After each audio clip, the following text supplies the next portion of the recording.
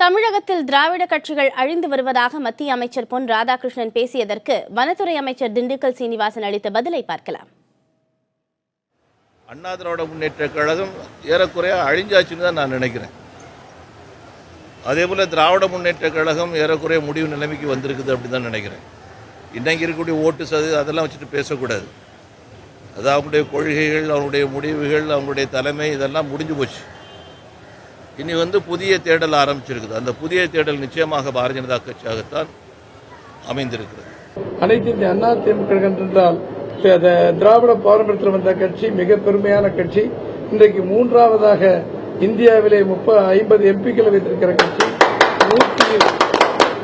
122 எம்எல்ஏக்களை அங்கு பலமாக காட்டி ஆட்சி நடத்துகின்ற கட்சி. இருக்கிற தமிழக மக்களுடைய கிளைகளே இல்லாத ஊர் இல்லை என்கிற அளவிற்கு அவ்வளவு கிளைகளையும் அங்கே பெற்று மக்களின் அன்பை பெற்று மகத்தான கட்சியாக இருக்கிற அண்ணா திமுக கழகத்தை பார்த்து மாண்புமிகு பொன் ராதாகிருஷ்ணன் அவர்கள் கூறியிருப்பது தவறான செய்தி என்பதை தெரிவித்துக் கொள்கிறேன்.